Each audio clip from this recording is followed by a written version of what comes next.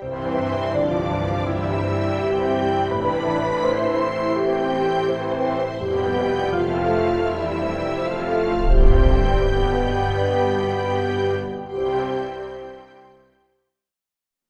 우리에게 허락하시는 복된 말씀은 부활을 믿느냐?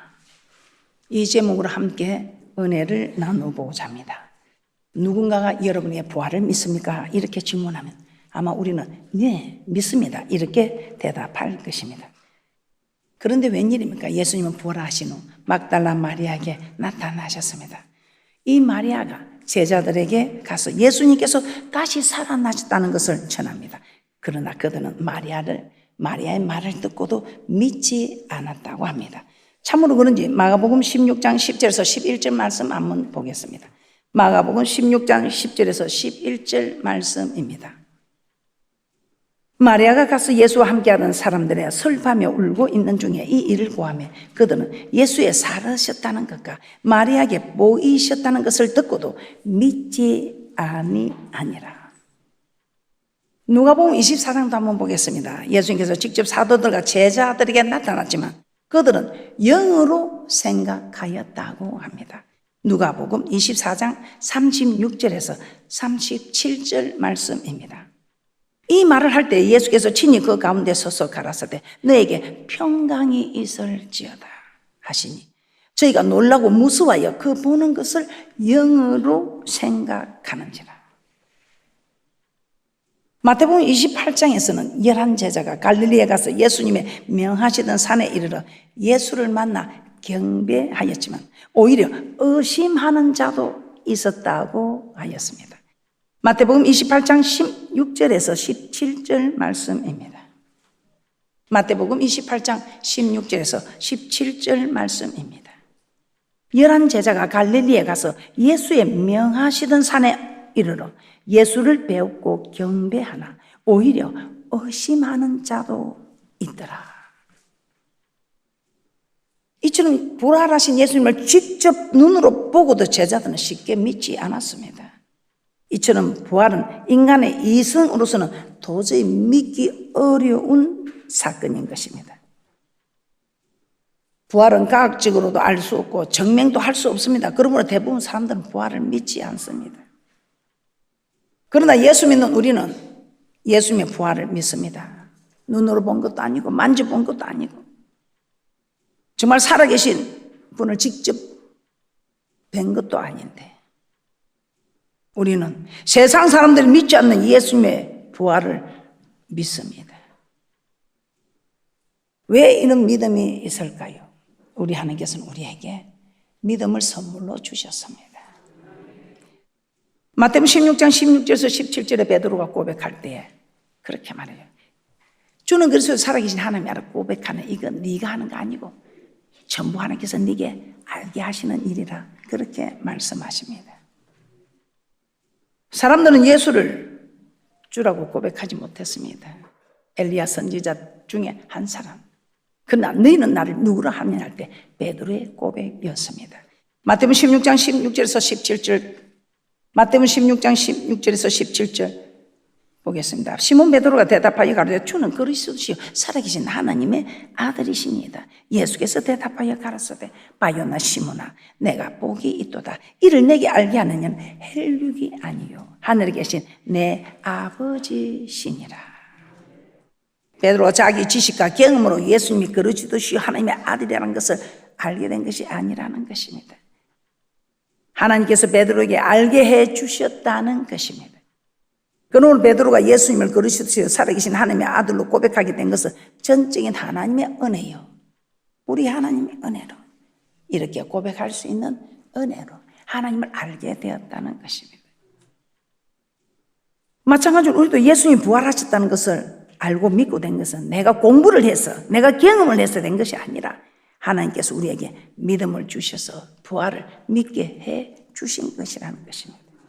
그래서 사도 바울은 이렇게 말합니다. 믿음은 모든 사람들의 것이 아니다. 오늘 이 자리에 다 함께 있지만 오늘 이 자리에 모든 사람이 다 부활의 신앙을 가지고 부활의 산소만 가지고 부활을 믿는 것은 아니라는 것이죠. 데살로니가 후서 3장 2절에 이렇게 말씀합니다. 데살로니가 후서 3장 2절입니다. 또한 우리를 무리하고 악한 사람들에게 건지옵소서 하라. 이 믿음은 모든 사람의 것이 아닙니다. 그래서 우리가 이 부활이 믿어진다는 사건, 천국이 믿어진다는 사건, 이거 보통 축복이 아닙니다. 우리 하나님께서 우리에게 이 아는 믿음을 은혜로 우리에게 주셨다는 것입니다. 그래서 지금도 예수를 믿지 않는 사람들, 하나님께서 그들에게 믿는 믿음이, 그러다 우리는 예수를 주로 고백하고 그 믿는 믿음을 우리는 은혜로 선물로 받았다는 것입니다. 자, 예수님의 부활을 우리는 믿습니다. 우리는 이제는 하나님을 만나고 부활을 믿습니다. 그런데 부활을 믿는 사람은 어떻게 살아야 하는가? 부활을 믿는 사람, 부활의 신앙이 있는 사람들은 어떻게 살아야 하는가? 오늘 여러분은 부활의 신앙이 있어서 이런 부활의 신앙으로 살아가는 사람인가? 여러분 자신을 점검해 보시기 바랍니다. 그러면 우리가 그 부활을 믿는 사람이라면, 부활을 믿는 신앙이 있다면 우리는 어떻게 살아가야 할까? 여러분 이렇게 살아가고 있는지 여러분 자신을 한번 점검해 보는 축복이 있을 줄 믿습니다. 첫째, 고난받는 삶을 살아야 합니다. 여러분은 부활의 신앙으로 살아가면서 어떤 고난을 받고 있습니까? 이해가 되십니까?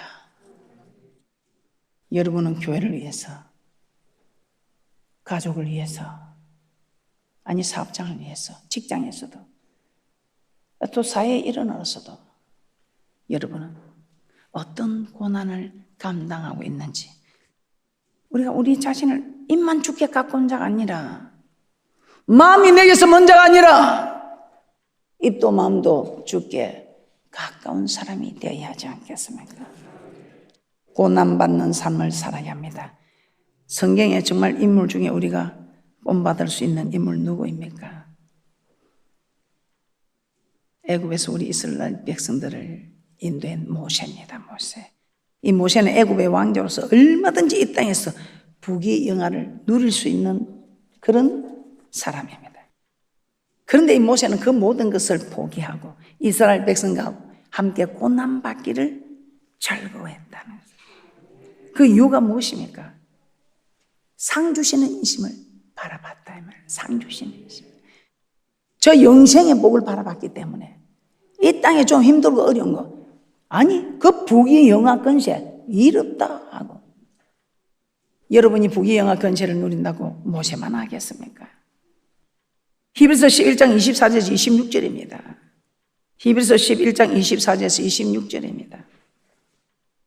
믿음으로 모세는 장성하여 바로의 공주의 아들이라 칭함을 거절하고 도리어 하나님의 백성과 함께 고난받기를 잠시 죄악의 낙을 누리는 것보다 더 좋아하고 그리스도를 위하여 받는 능력을 애굽의 모든 부하보다 더 큰 재물로 여겼으니 이는 상 주심을 바라봅니다.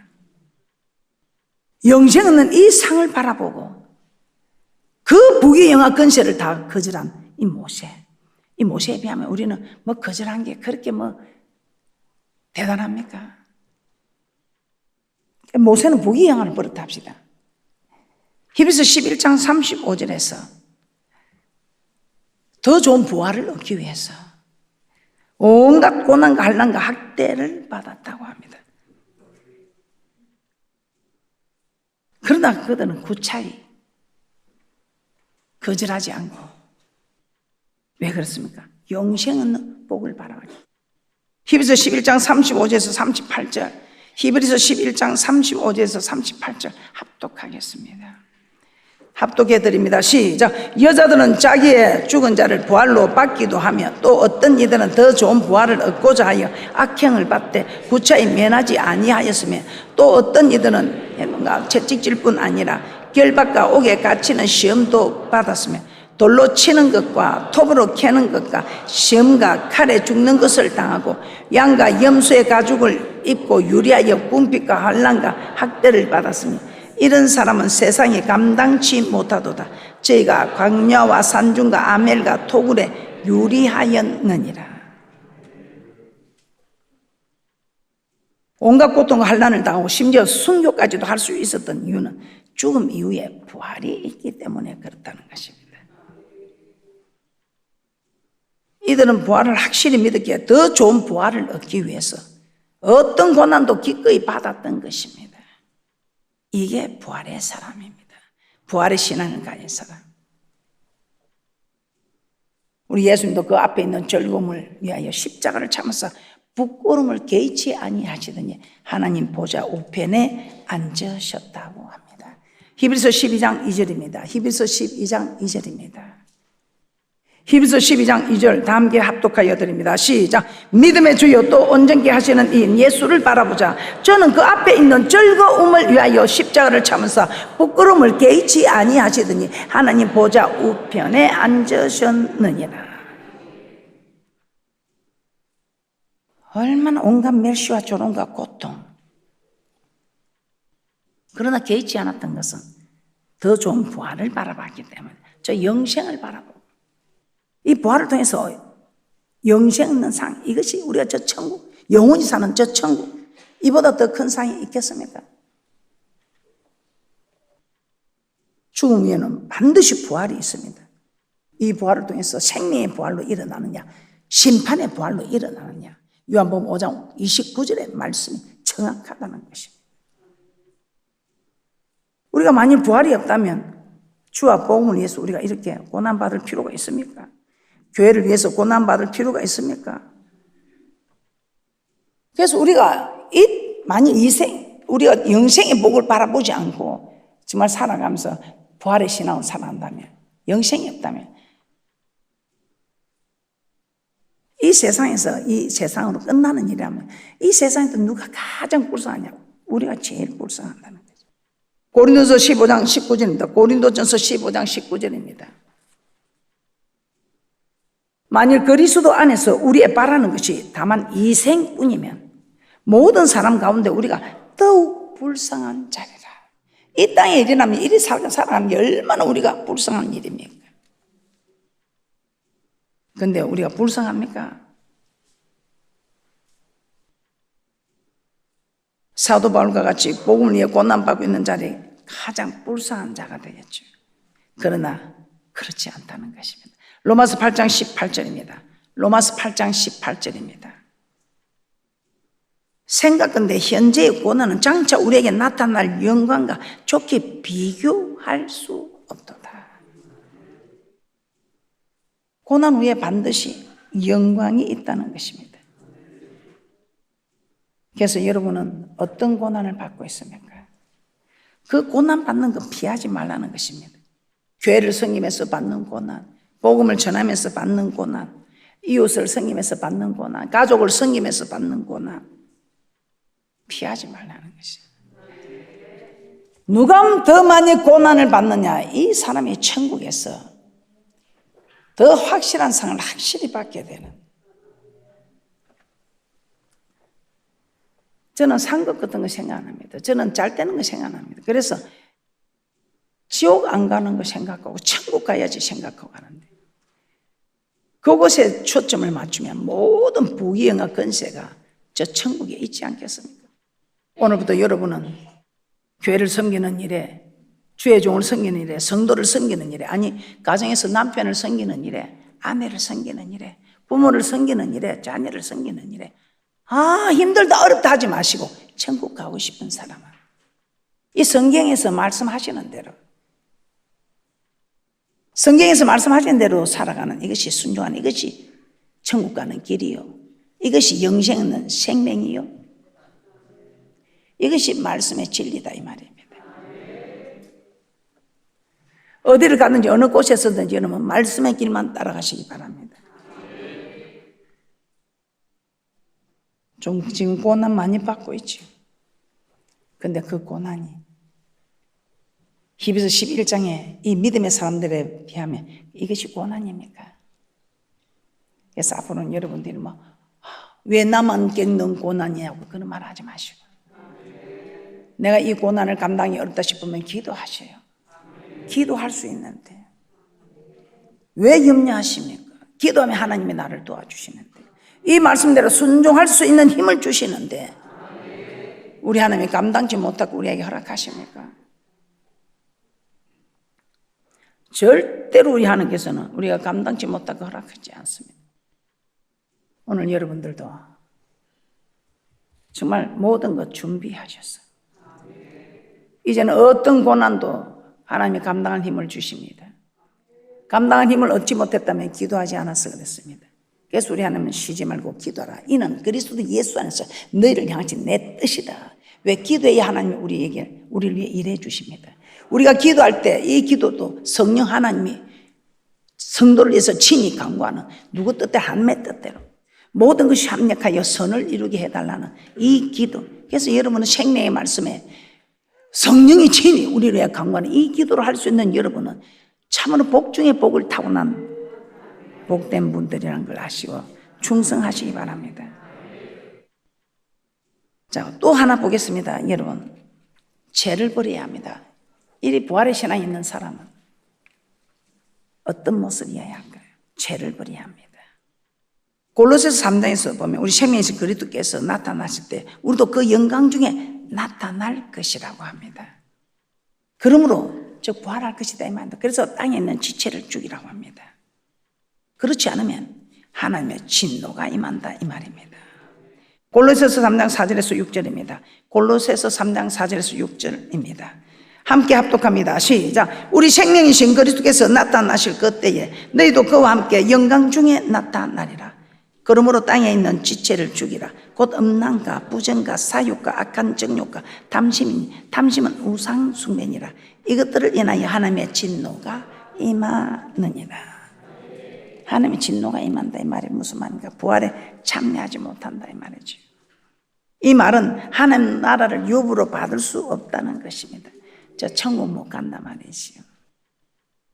여러분은 주의 종을 신뢰하고 하되 여러분의 말씀은 오직 여러분의 영혼의 양식 여러분이 준비해야 합니다. 그래도 여기는 생명의 말씀을 전달해 주니 얼마나 감사합니까? 그러나 듣는 것으로 만족하지 말고 여러분의 말씀이 여러분의 길이 되고 진리가 되고 생명이 되어야 합니다. 고린도전서 6장 9절에서 10절입니다. 고린도전서 6장 9절에서 10절입니다. 자, 함께 합독. 이제는 여러분들이 합독하시기 바랍니다. 합독합니다. 시작.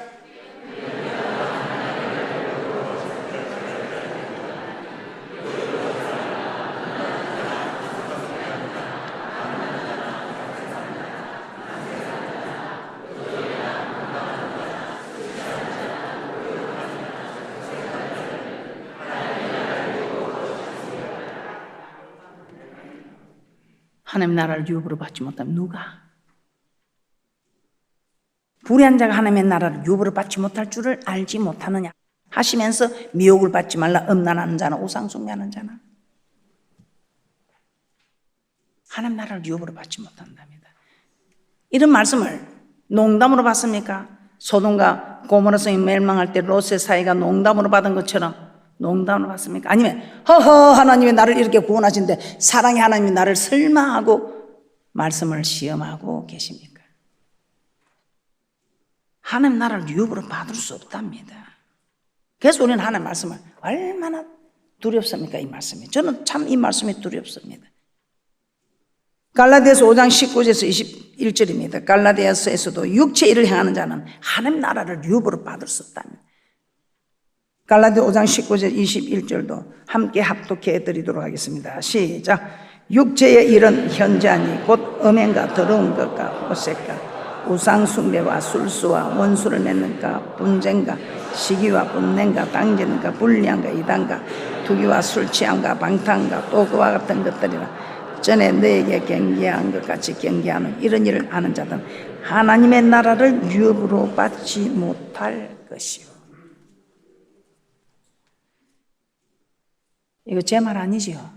성경에 기록된 말씀 맞습니까? 1.1획도 천지가 없어지기 전에는 없어지지 아니하고 이루시는 말씀. 이 기록된 말씀은 한 번도 이게 틀림이 없다 말이에요. 1.1획도 틀림이 없습니다. 어떻습니까? 그래서 구약에는 부모를 공경하지 않으면 죽였습니다. 그런데 지금은 부모를 공경하지 않아도 죽이지 않아요. 그래서 은혜의 시대라고 하죠. 하루가 천년같이 천년이 하루같이 하나님께서 기다려 주십니다. 그러나 어떤 목사님 제게 와서 묻습니다. 목사님, 구약이 어렵습니까? 신약이 어렵습니까? 목사님 어떻게 생각하십니까? 구약이 어렵다는 거예요. 그래서 제가 목사님, 아닙니다. 구약은 무섭지 어렵지는 않습니다. 그때마다 죽이니까 무섭지요. 그런데 어렵지는 않습니다. 그런데 신약은 무섭지는 않습니다. 은혜 시대 죽이지 않으니까. 그러나 신약의 법은 더 어렵습니다. 마음을 지켜야 하니까요. 네가 음욕을 품어도 간음을 했니? 미워해도 살인을 했니? 마음을 지켜야 하는 거니까요. 이 마음을 누가 지킵니까? 내 마음 나도 모르는데 누가 지킵니까? 그래서 성령을 받고 성령 하나님이 일하시게 해야 됩니다. 이 성령의 충만 받으면 내 마음 나도 모르는 이 마음을 우리 하나님께서 주장해 주심으로. 그래서 우리 주님께서 체포되기 전에도 성령을 받으라. 부활하시고 나서 숨을 내쉬며 가르쳐요. 첫 마디가 성령을 받으라. 저 성전하셔서 예루살렘을 떠나면서 저 구름을 타고 올라가시면서도 성령을 받으라. 이 성령을 받지 않고서는 어떻게 할 수가 없다. 너희는 할 수 있다. 하나님 할 수 있다. 이게 성령을 받은 사람들은 성령 하나님이 이 마음을 주장해 주심으로 할 수가 있습니다. 그런데 성령을 받지 않은 사람들은 하나님이 이 마음을 주장해 줄 수 없습니다. 그래서 로마서 8장 26절에서 28절까지 보세요. 우리는 연약함, 어떠냐? 마땅히 빌바를 알지 못하는 연약함. 하루 후에, 한 시간 후에 무슨 일이 일어날지 우리는 몰라. 그래서 빌바를 알지 못해. 하나님이 정욕적으로 구하지 마라. 이방인들처럼 좋은 구원도 하지 말라. 야, 율법을 듣고 길을 돌이켜 율법을 듣고 기도해야 가정하지 않다. 가정한 기도도 하지 마라. 그럼 주기도문 가르쳐요. 주기도문 하고 있을까요? 우리는 마땅히 빌바를 알지 못해. 그런데 성령이 말할 수 없는 단식으로 나를 위하여 친히 강구한다. 어떻게? 하나님의 뜻대로 살게 해달라고 성도를 위하여 친히 강구. 그래서 이 성령이 말하게 하는, 성령이 말하게 하십니다라는 이 기도 방언이 그렇게 좋은 겁니다. 그래서 이 기도는 하나님의 뜻대로 모든 것이 합력하여 선을 이루어 하나님의 뜻대로 선을 이루는 지으신 목적대로, 창조의 목적대로, 구원의 목적대로 살아가게 이 하나님이 인도하신다. 갈라디아서 5장 16절에 이렇게 말씀합니다. 내가 이르노니 너는 성령을 쫓아 행하라. 그리하면 육체의 욕심을 이루지 아니하리라. 성령을 쫓아 행하라.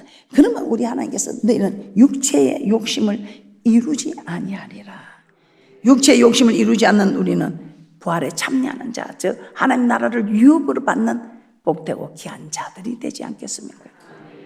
오늘 이 말이 들리십니까? 성령이 하는 소리를 듣는 귀가 된 사람은 복이 있거니와 지금 하는 이 말을 옛사람 듣고 농담을 듣고 시험하는 자는 하나님 나라를 유업으로 받을 수 없다는데, 하나님 말씀을 떨며 들음을 받아야 할 우리의 모습들이 아는 말이다, 아는 말이다, 농담을 받고 시험하는 되겠습니다.